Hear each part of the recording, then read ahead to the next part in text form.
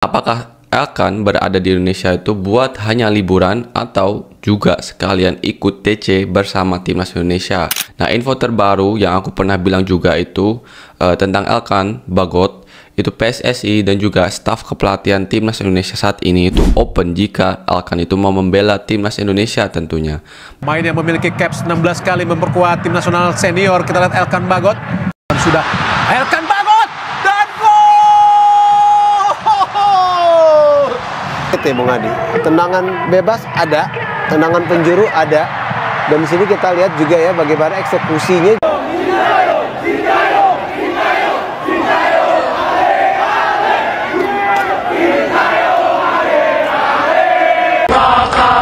Terima kasih,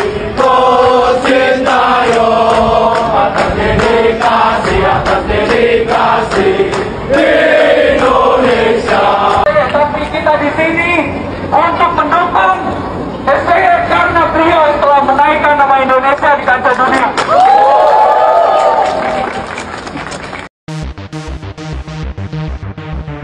Hai semuanya, selamat datang di channel YouTube Garuda IDN. Berikut ini ada kumpulan berita timnas terbaru nih, diantaranya sebagai berikut. Alhamdulillah Ratu Tisa sukses datangkan Elkan Bagot ke timnas Indonesia lagi, dan bisa main melawan Arab Saudi dan juga Irak. Ratu Tisa Destria ini juga kasih kabar gembira, jika Shin Tae-yong masih bersedia melatih timnas Indonesia lagi, asalkan tidak dipecat di tengah jalan seperti sebelumnya. Ratu Tisa pun menyetujui permintaan Shin Tae-yong ini, karena Ratu Tisa sudah resmi gantikan Erick Thohir untuk menjabat ketum PSSI periode 2025 hingga 2027. Namun sebelum lanjut ke pembahasannya, alangkah baiknya untuk tekan tombol like dan subscribe-nya ya guys. Jika sudah, mari kita lanjut.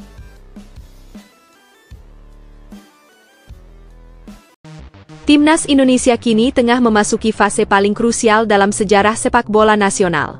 Semua sorotan publik, fans, hingga media tertuju pada round 4 kualifikasi Piala Dunia 2026. Tanggal 9 Oktober menjadi titik awal perjuangan ketika skuad Garuda akan menantang Arab Saudi, sebuah lawan kuat yang sudah lama mendominasi kawasan Asia. Hanya berselang beberapa hari, tepatnya 12 Oktober, giliran Irak yang akan menjadi ujian berikutnya. Dua laga penting ini menjadi tolak ukur apakah Indonesia mampu menjaga asa menuju Piala Dunia 2026 atau justru harus kembali puas dengan ambisi yang tertunda. Semangat besar menyelimuti masyarakat. Nama-nama pemain naturalisasi baru membuat harapan publik semakin membuncah. Ole Romeni dan kawan-kawan dianggap sebagai kekuatan baru yang bisa memberi warna segar di lini depan dan lini tengah. Tak hanya publik dalam negeri, beberapa rival tradisional di Asia Tenggara seperti Thailand, Malaysia, dan Vietnam ikut memberi dukungan.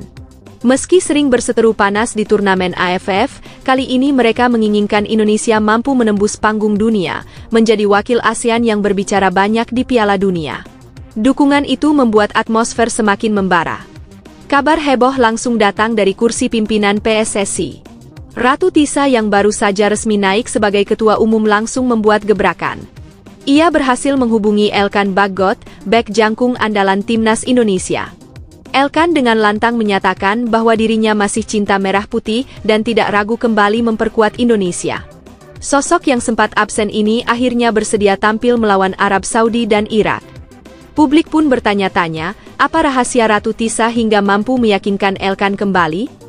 Jawaban pasti memang belum dibuka, namun hasilnya sudah nyata. Elkan siap berjuang lagi. Bagi fans, ini jelas kabar luar biasa. Pasalnya, Elkan bukan pemain sembarangan. Ia dikenal sebagai bek tangguh yang pernah menyelamatkan gawang Indonesia dari kebobolan kala melawan Argentina.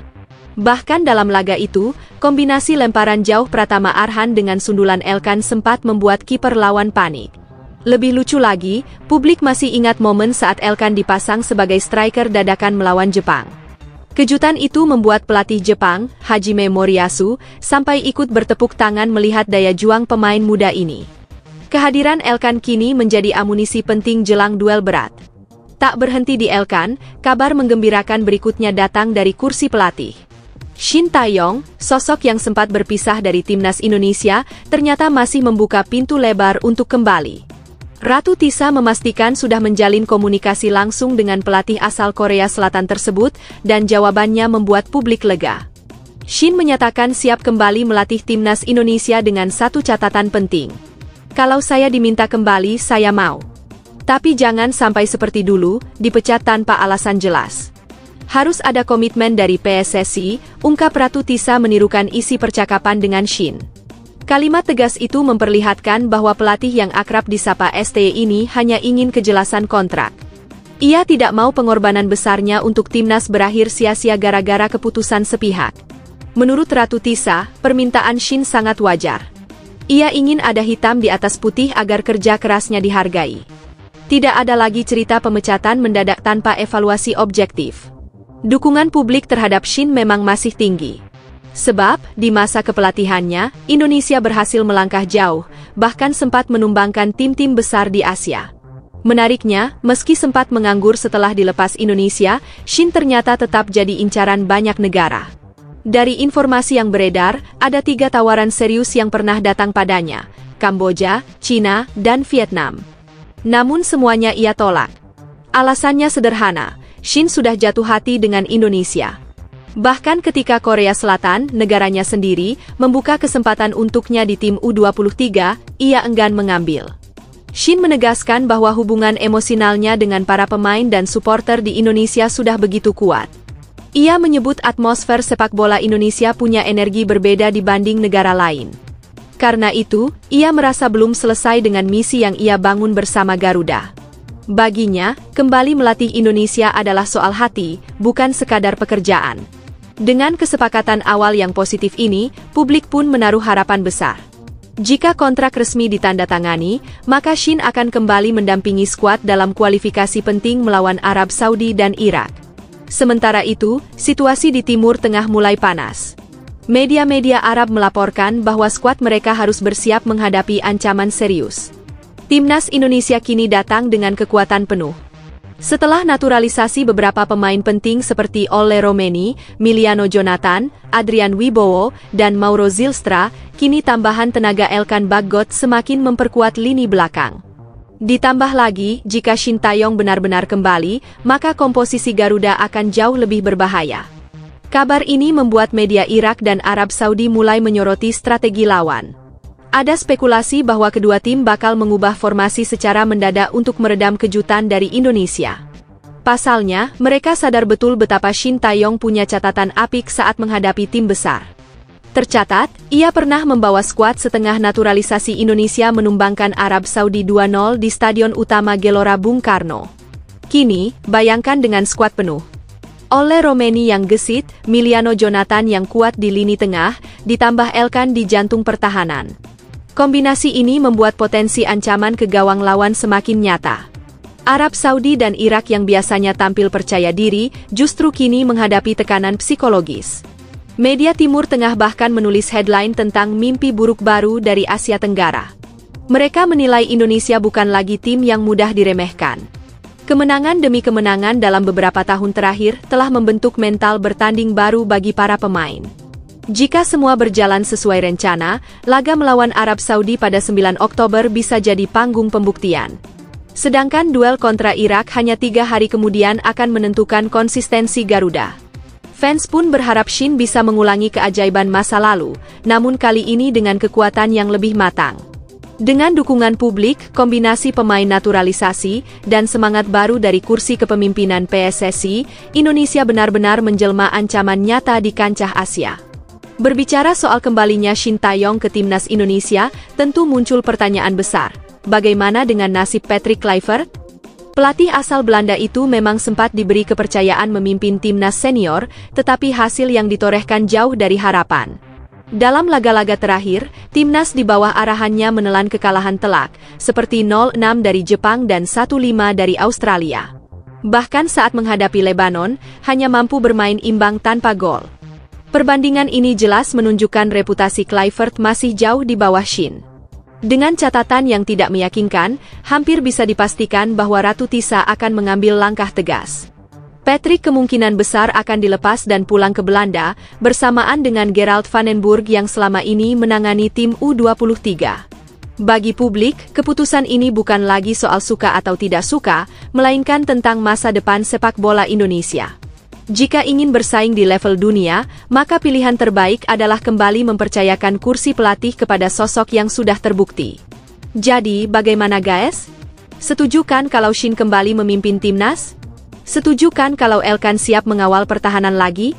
Dan tentu saja, setuju kan kalau Ratu Tisa segera resmi dilantik jadi ketum PSSI? Asnawi Mangkualam bikin geger Liga Thailand usai bawa Port FC hancurkan Chonburi 3-0. Rating tinggi dan aksi bek kiri timnas ini jadi sorotan publik Asia. Asnawi Mangkualam kembali menunjukkan kualitasnya di pentas Liga Thailand musim tahun 2025 sampai tahun 2026. Dalam pertandingan yang digelar di PAT Stadium pada Jumat tanggal 19 September tahun 2025, Port FC sukses mengamankan kemenangan telak 3-0 atas Chonburi FC. Pertandingan ini menjadi salah satu panggung penting bagi pemain asal Makassar tersebut, karena ia tampil penuh selama 90 menit dengan peran yang sangat vital di lini pertahanan sekaligus membantu serangan dari sisi kiri. Menariknya, Asnawi dimainkan sebagai bek kiri, posisi yang jarang ia mainkan saat memperkuat tim nasional. Meski demikian, ia tampak begitu nyaman. Dengan disiplin tinggi, ia beberapa kali mematahkan pergerakan lawan lewat 2 clearance dan 2 tackle bersih yang menutup celah di area pertahanan. Ketegasan permainannya juga tercermin dari 2 kali pelanggaran yang ia lakukan untuk memutus ritme lawan, sekaligus sekali dilanggar akibat agresivitasnya dalam merebut bola. Tak hanya kuat dalam bertahan, kontribusi Asnawi juga terasa ketika timnya membangun serangan. Ia mencatatkan akurasi umpan hampir sempurna, mencapai 92,7%. Persentase itu membuktikan bahwa setiap bola yang ia lepaskan nyaris selalu sampai ke rekan setimnya. Bahkan, ia turut berperan langsung dalam proses lahirnya gol kedua Port FC yang dicetak oleh Brian Perea pada menit ke-25. Selain itu, Asnawi sempat menguji kiper lawan dengan 1 tendangan tepat sasaran yang menambah variasi ancaman Port FC.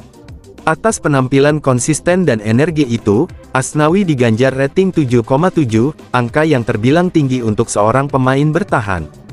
Nilai ini menjadi bukti nyata bahwa dirinya mulai beradaptasi dengan kerasnya kompetisi Thailand sekaligus memperkuat reputasinya sebagai bek yang serba bisa. Di usia 25 tahun, performa semacam ini tentu menjadi modal berharga untuk menjaga tempat reguler dalam skuad Port FC. Hasil kemenangan tersebut membuat Port FC kini mengoleksi 7 poin dari 5 laga, hasil dari 2 kemenangan, sekali imbang, dan 2 kekalahan. Posisi mereka naik ke peringkat keempat klasemen sementara. Tantangan berikutnya sudah menanti, yakni melawat ke markas BG Pathum United pada tanggal 28 September tahun 2025. Laga itu diprediksi bakal menjadi ujian berat bagi Asnawi dan rekan-rekannya, namun performa tangguh di pertandingan melawan Chonburi jelas menjadi sinyal positif bahwa Port FC siap bersaing di papan atas. Patrick Kluivert bongkar keuntungan rahasia timnas Indonesia jelang duel panas lawan Arab Saudi. Persiapan singkat Garuda bisa jadi senjata kejutan di kualifikasi Piala Dunia 2026. Patrick Kluivert mulai menunjukkan analisisnya jelang duel penting timnas Indonesia menghadapi Arab Saudi pada fase keempat kualifikasi Piala Dunia 2026. Pertandingan yang dijadwalkan berlangsung pada tanggal 8 Oktober tahun 2025 itu menjadi sorotan, sebab kedua tim sama-sama mengincar tiket menuju putaran final. Meski sadar lawan yang dihadapi bukan sembarangan, pelatih asal Belanda tersebut menyebut Indonesia memiliki sedikit keunggulan jika dibandingkan dengan laga-laga sebelumnya. Sejak resmi mengambil alih kursi kepelatihan pada Januari tahun 2025, Kluivert telah mendampingi skuad Garuda dalam 6 pertandingan uji coba maupun kualifikasi. Dari jumlah itu, 4 kali Indonesia tampil di kandang sendiri dengan dukungan penuh supporter, sementara 2 laga lainnya dimainkan di Jepang dan Australia. Pengalaman tersebut membuat Kluivert semakin paham bagaimana kondisi anak asuhnya ketika harus bertanding di luar negeri. Ia menilai, meski atmosfer di Arab Saudi tentu berbeda, pola adaptasi yang sudah dijalani selama ini bisa menjadi modal penting. Salah satu faktor yang disebut bisa memberikan keuntungan kecil bagi Indonesia adalah cara manajemen waktu pemusatan latihan. Para pemain yang merumput di klub-klub Eropa dijadwalkan langsung menuju Arab Saudi untuk menghindari perjalanan panjang dan menghemat energi. Dengan skema ini, diharapkan mereka bisa lebih cepat menyesuaikan diri dengan cuaca sekaligus kondisi lapangan. Kluivert menilai langkah ini lebih efektif ketimbang mengumpulkan skuad di Jakarta lebih dulu lalu baru terbang bersama. Sementara itu, untuk pemain-pemain yang bermain di liga domestik, situasinya sedikit berbeda. Karena kompetisi nasional sudah libur sejak akhir September, ada peluang bagi mereka untuk berkumpul lebih cepat. Rencananya, kelompok pemain lokal ini bisa menjalani persiapan singkat, baik di Jakarta maupun langsung di Arab Saudi, sebelum bergabung dengan rekan-rekan diaspora. Strategi semacam ini memungkinkan tim pelatih melakukan penyesuaian taktik lebih matang, meskipun waktu latihan tidak banyak. Kluivert memahami betul bahwa waktu persiapan yang terbatas sering menjadi kendala, terlebih menghadapi tim dengan kualitas individu mumpuni seperti Arab Saudi. Namun, ia percaya dengan pendekatan yang tepat, Indonesia tetap mampu memberikan perlawanan.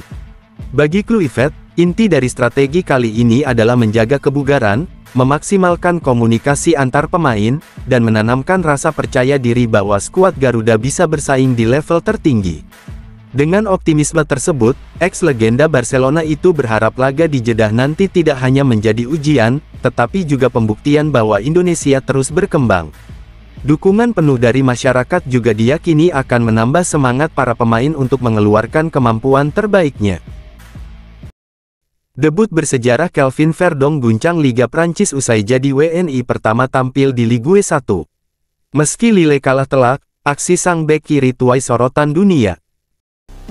Pertandingan antara RC Lens melawan Lille OSC pada pekan kelima Ligue 1 musim tahun 2025 sampai tahun 2026 menghadirkan cerita yang akan selalu dikenang, khususnya oleh pecinta sepak bola Indonesia.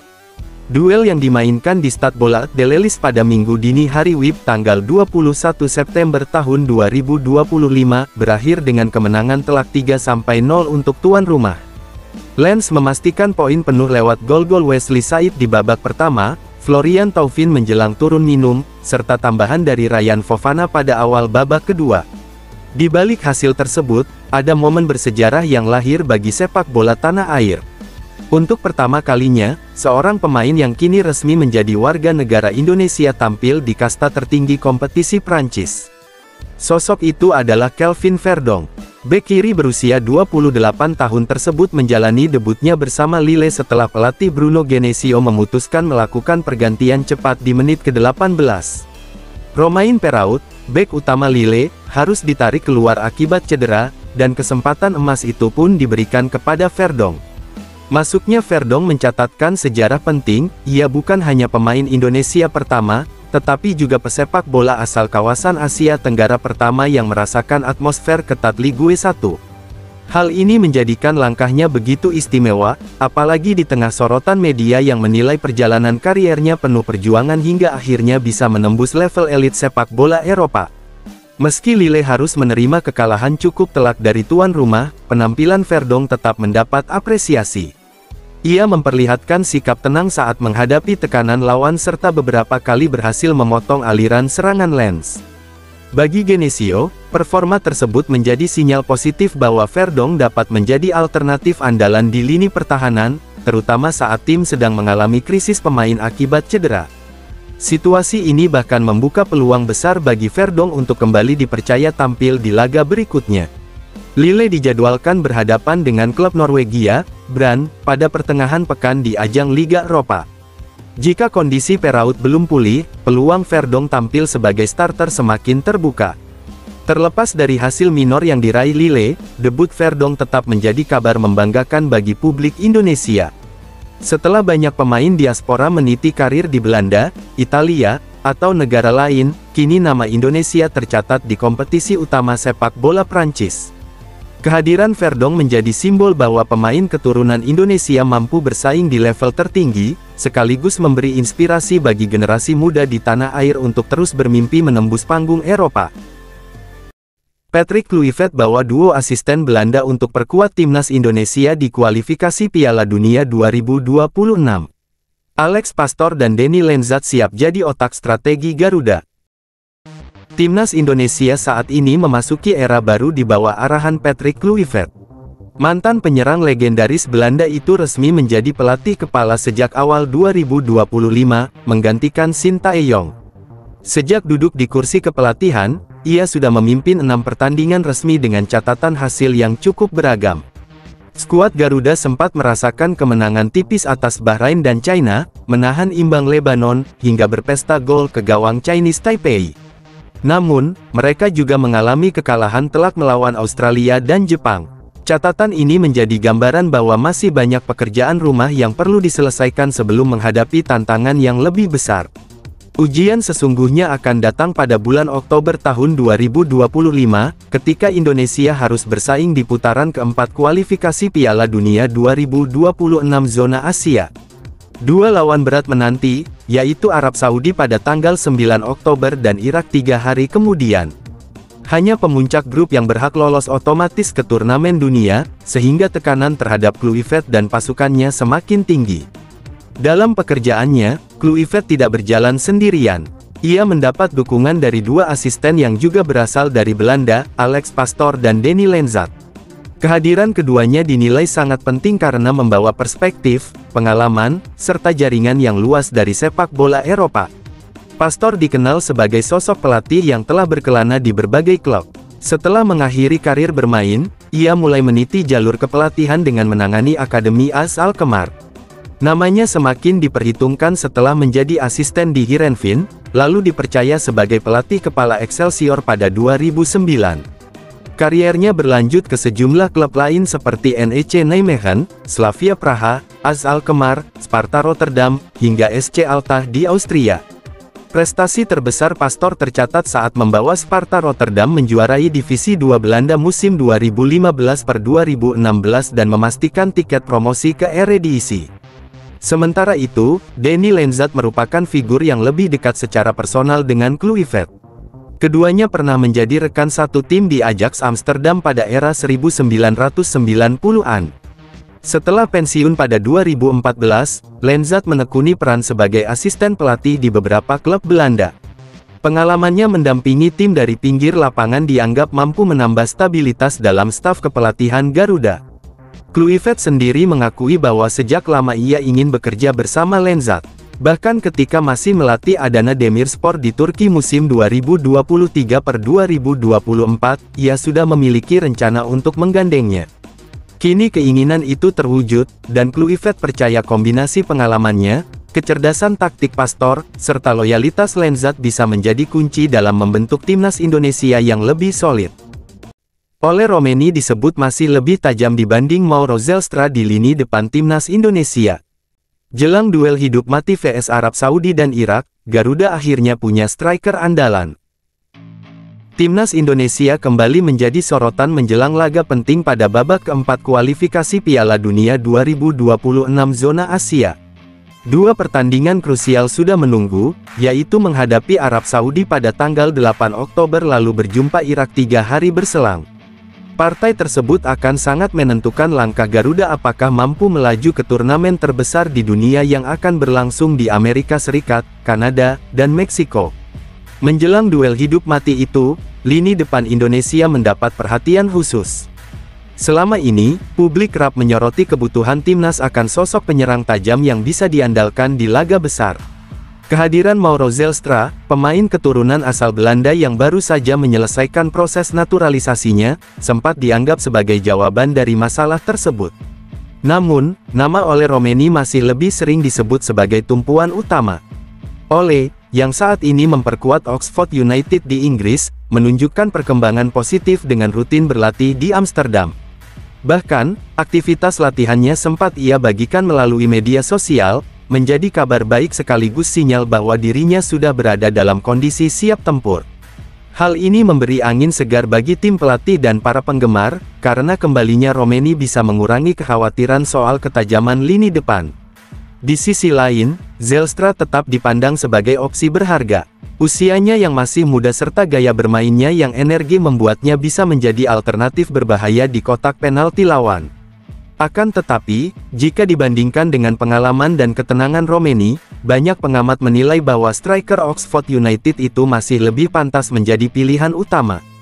Salah satu suara yang menguatkan pandangan tersebut datang dari jurnalis sekaligus pengamat sepak bola nasional, Roni Pangemanan. Menurutnya, Romeni memiliki keunggulan dalam hal kesiapan dan mental bertanding. Ia juga menilai bahwa kembalinya sang penyerang ke kondisi terbaik merupakan sinyal positif yang ditunggu-tunggu fans Indonesia. Dengan hadirnya dua penyerang diaspora tersebut, krisis di lini serang Garuda seakan menemukan jawabannya. Pertanyaannya kini hanya tinggal bagaimana Patrick Kluivert, sebagai pelatih, mengombinasikan kekuatan keduanya agar timnas bisa tampil maksimal. Apakah Romeni akan tetap menjadi pilihan utama sejak awal laga, atau justru Zelstra diberi kesempatan untuk mengejutkan lawan? Yang jelas, kehadiran dua striker tersebut memberi tambahan amunisi bagi Indonesia. Dukungan publik pun semakin besar, berharap skuad Garuda mampu mencetak sejarah dengan lolos ke Piala Dunia.